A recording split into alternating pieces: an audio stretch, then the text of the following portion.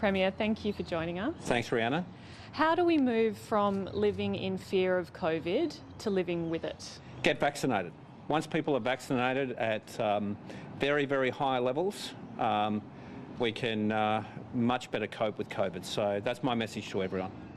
What does living with COVID look like in WA? How do you imagine that? Well, my preference is that we get high levels of vaccination in place, then we'll set a date for border controls to come down, probably next year, and then we can bring down borders, we can have people vaccinated, and we can manage it much better than if we get an outbreak now, or even at 70% two-dose vaccination, or even 80% two-dose vaccination. So the aim is get people vaccinated in high levels, and at some point in time, we can bring borders down. What do the levels need to be? Well, it'd have to be above 80%, and then we'd have to set a date. So we give people time to go and get vaccinated if they've been hesitant or haven't got around to it, deal with some of the issues out there in perhaps poorer parts of the state, Aboriginal communities, multicultural communities, to make sure that we get as many people as we possibly can vaccinated before such time as we bring down borders with New South Wales or Victoria.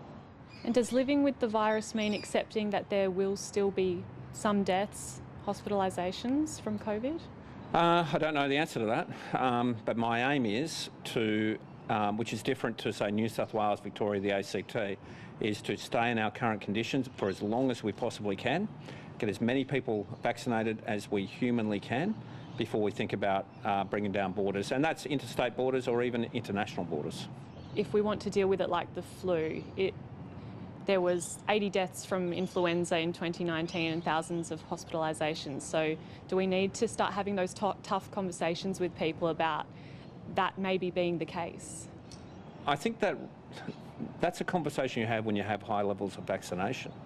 Until that point in time, I think we're in a good position. It's not that far off though, because we're looking at December potentially to have two-dose 80% vaccinated. So people want to be able to plan for that time when we live with COVID. Well, if we get to 80% two-dose vaccination at that point in time, my aim would be to get significantly above that. I haven't set a figure.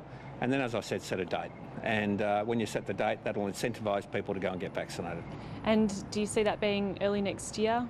I think it would be next year. I couldn't put an exact date on it because with COVID you put a date on it, it moves. So I couldn't put an exact date on it, but this could all change if we get outbreaks. So we've done everything we can. Truck drivers, ships coming in, flight crews, international travellers, whatever it is, we've done everything we can to try and keep the virus out. But with COVID it can somehow sneak in. So it could all change. But at this point in time, that's the plan. Premier, thanks so much for your time. Thanks very much.